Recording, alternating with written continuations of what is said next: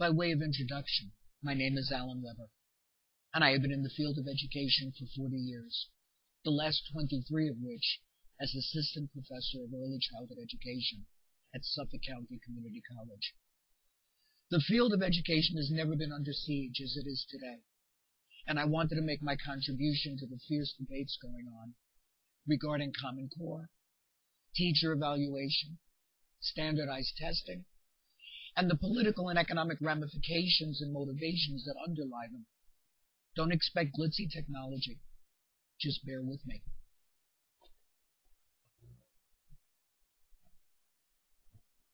The great American educational shell game. By now, with all of the speeches and editorials you've undoubtedly read, you may be wondering why teachers don't want to be accountable. What's wrong with higher standards for students? How parents could object to good old testing to assess whether schools are actually teaching? And what could possibly be objectionable about choice and competition in education? Why are all of these spoiled teachers, administrators, parents, and kids making all this fuss? Well, if these are in fact your questions, you have been taken in this shell game. And not exposing the deceit involved will make losers of us all, especially our children. When one thinks of Common Core, a nationalized set of grade-by-grade education standards, the first thing that usually comes to mind is the testing. Standardized tests have been the subject of controversy for a long time. They have all too frequently been faulty or misused. They have often carried inherent gender, cultural, class, language, experiential, and/or ability biases. Some students are better equipped for them than others, based on either economic privilege or emotional makeup. Yet what is happening now more than ever is that students are being labeled, teachers are being evaluated, and schools are being ranked based heavily on assessment tools fraught with the potential for unreliability, inequality, and test anxiety.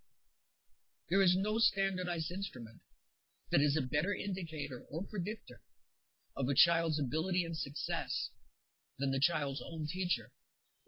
But we don't trust teachers. We want numerical bottom lines because that's how businesses work, and we think a business model is more efficient. But teaching isn't like tallying of the output or the measuring of the speed of the production of widgets. It's a fragile, individually human process. Most certainly teachers should be accountable. The questions are, what should they be accountable for? How can that standard of accountability be assessed? And who is to do such assessing? It wasn't supposed to be like this. In the 1990s, as the field conceived what 21st century American education should look like, hopeful discussions of differentiated instruction, teaching with regard to diverse learning styles and modes of intelligence, developmental learning, children learning at their own pace according to what is developmentally appropriate for them, cooperative learning, students working together, engaged in problem-solving activities, not drills isolated from peers and from meaning, etc., were being prescribed. But that all changed with the true Y2K calamity. This testing craze that is associated with so much controversy and stress began with the Education Act, No Child Left Behind, conceived by the Bush administration. 2001, a test odyssey. It was an abject failure, except in its effect of deflecting the discussion away from the things that really do advance quality education. Smaller class sizes and better teacher training, renovation and innovation like those previously proposed. But those changes cost money, and the politicians were fueling and then tapping into a clamor for tax cuts, not new expenditures, except for wars, of course. The Obama administration was expected to change all of this. Before groups of educators, candidate Obama criticized testing as a poor measure of the success of both students and teachers, and the catalyst for the lamentable practices of teaching to the test and reducing a well-rounded education to what's on the test. But with his election came Race to the Top, which in effect doubled down on, rather than as promised, reversing No Child Left Behind. The politicization, and privatization of public education became further entrenched. The wall between test results and teacher assessment, promised under No Child Left Behind, fell like the Berlin Wall. They were now fair game in decisions regarding tenure, promotion, retention, and reward. So were attempts at union busting and private alternatives, as the scapegoating and squeezing of teachers escalated. The word from Washington was that they really did want innovation.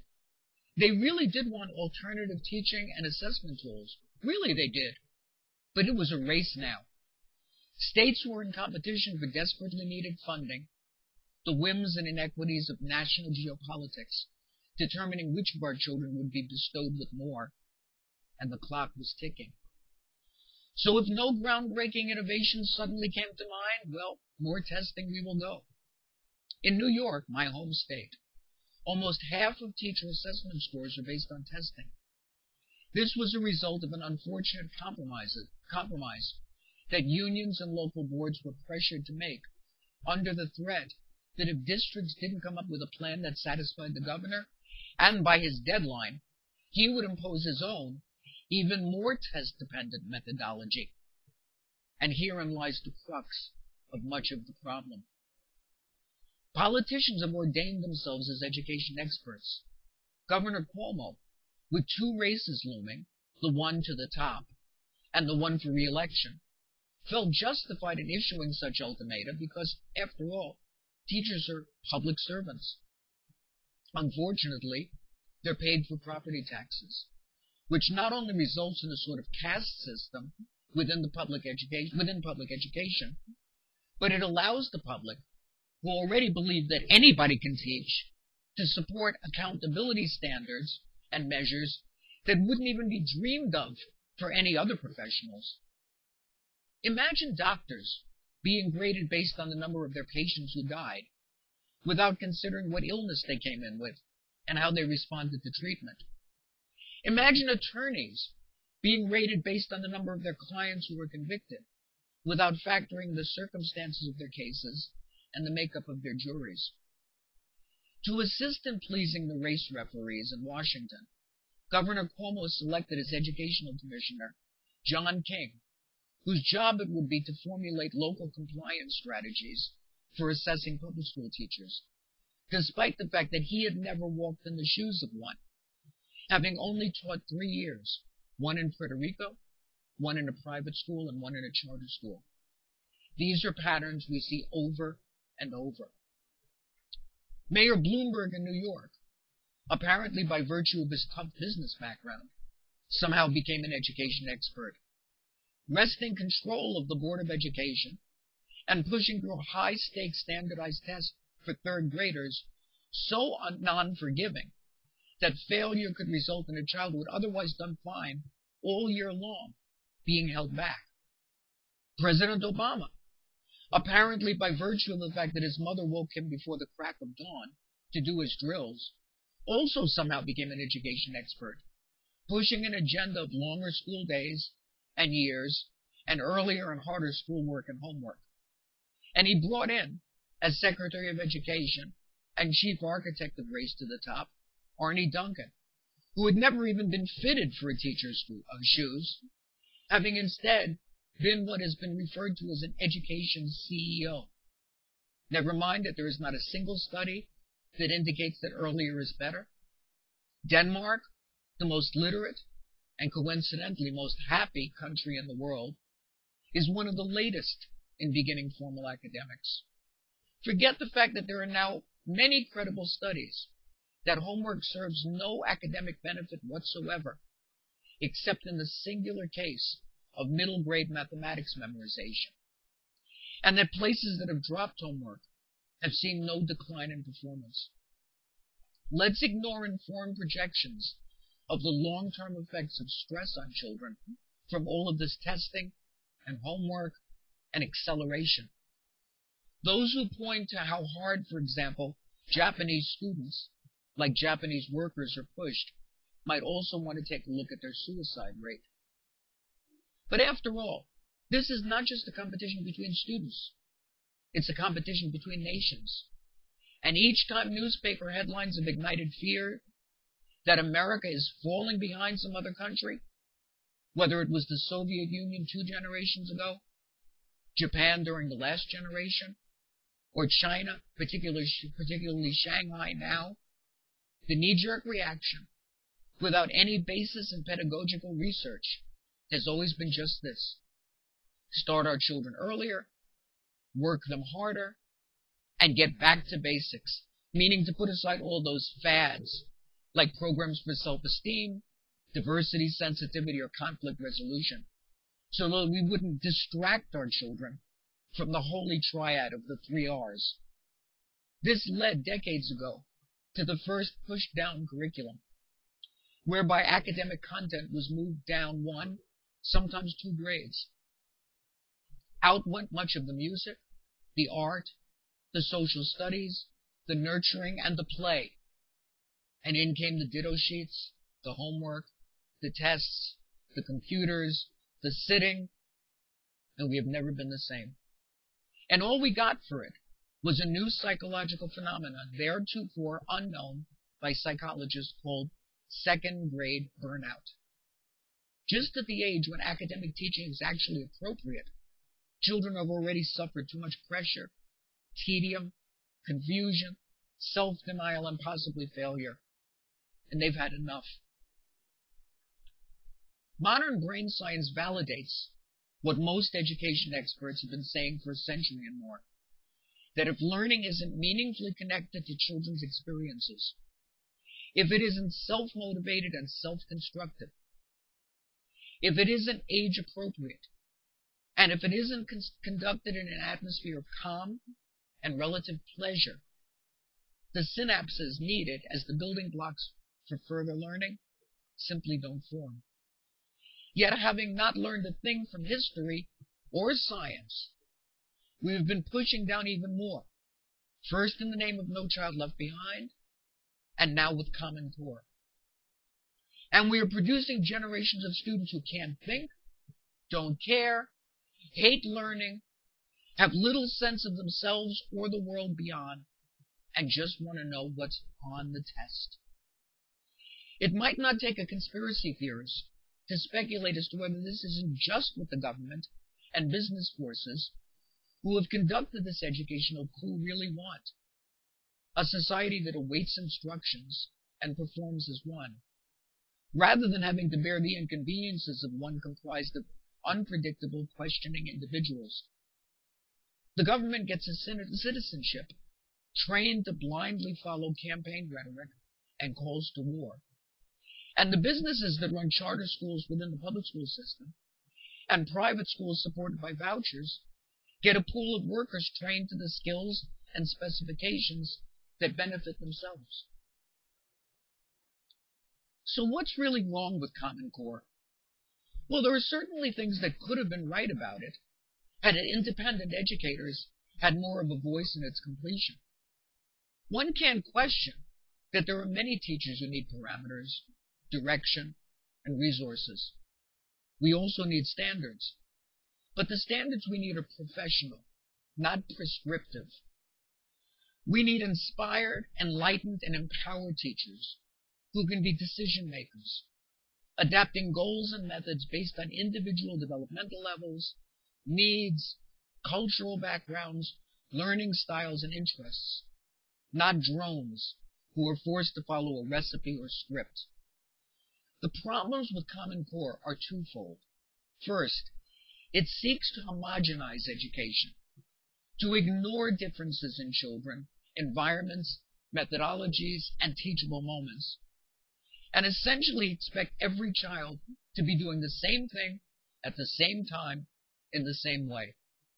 Second, it perverts the idea of sequential learning, one concept or skill built systematically from a previous foundation, by moving not developmentally, but exponentially.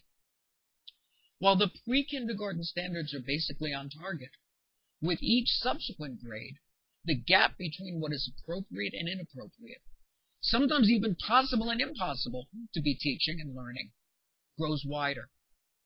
So whereas knowledgeable and creative preschool teachers can stick with the meaningful, quality activities they've always done, such as making Play-Doh or going on nature walks, and simply demonstrate to the education bookkeepers that they are already meeting expectations naturally, teachers in higher grade levels too often have to sell out and comply with artificial top-down lessons that they don't believe in and sometimes don't even understand. Not only has this left teachers demoralized and confined, it has resulted in increasing failure among students. And that's part of the shell game too. Every one of the politicians mentioned is an insistent supporter of the incursion of business into public education in the forms of charter schools, vouchers for private schools, and their role in all of this testing.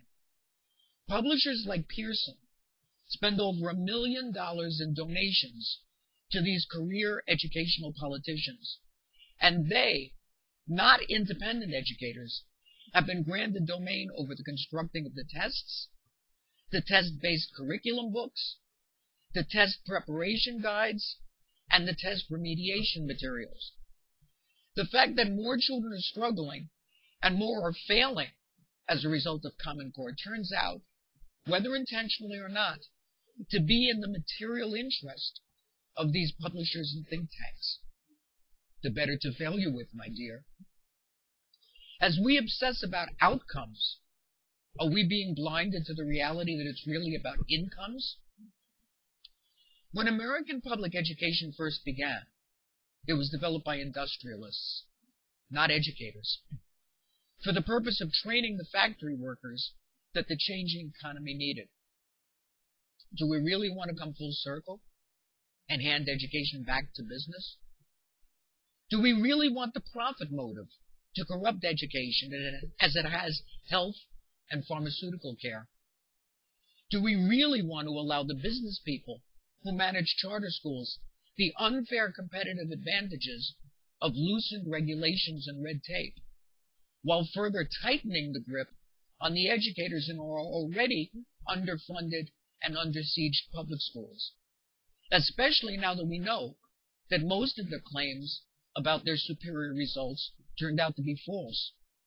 More a product of what business is really good at, effective advertising, being able to hire the most productive and reject the least profitable workforce, that is, children, and cooking the books, than what they purport to be good at, education. Do we really want to continue to devalue and disempower our educators? Or do we really want innovation and success? Aren't our children more than combatants in a battle for technological supremacy, and education more than a training ground for industry? So what do we do now? If we're to look to other countries for answers, we discover that those who have maintained greater success educationally have not done so by transforming kindergarten from the garden of children it was intended to be from its inception to an early academics factory. In fact, our very own studies, including one conducted by the District of Columbia school system in the 1990s, revealed to us that kindergarten programs that make academics a priority not only place children at a disadvantage socially, a dangerous enough consequence, but ironically, academically as well. Where learning is based on memorization, children forget. Where learning is based on extrinsic motivation, like gold stars and candy jars, ongoing inner motivation is denied. Where learning is devoid of context and meaning, no foundation for future learning forms. No, the systems that have succeeded are those that have understood that the firmest foundation for future learning is play, characterized by exploration and imagination. The quality of teacher training and treatment, the priorities and temperament of the culture, and the science and the creativity of the pedagogy are also found to be factors. If we are to save our schools, we need to better train and properly assess teachers, not scapegoat and shackle them. And that assessment should come not from politicians who look at bottom lines, but master educators who look at the actual teaching and the underlying circumstances. How can those like Obama and Cuomo, who were anti-poverty crusaders before they became politicians, no longer understand that test scores are more greatly influenced by factors like nutrition, health, environment, resources, parental education, discrimination, and belief than by the actions of one teacher? Nonetheless, those educational ethical actions are important and obligatory if we are to begin a ripple that will ultimately reverse the current, and in the meantime, positively affect individual lives. We need smaller classes and better teacher-to-child ratios so that more individualized attention and curricula become realistic possibilities again.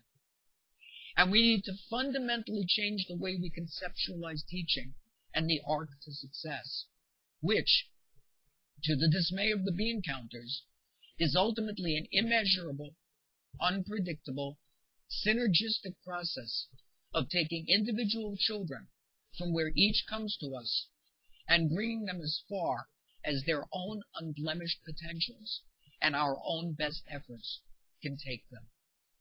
We are rapidly reaching the bottom of a slippery slope. So far down we can't even see the landscape anymore. Like Sisyphus, we have to roll a boulder up a steep hill. But unlike him, we can reach the top, the real top, if we cooperate and deliberate, not race to it. Thank you.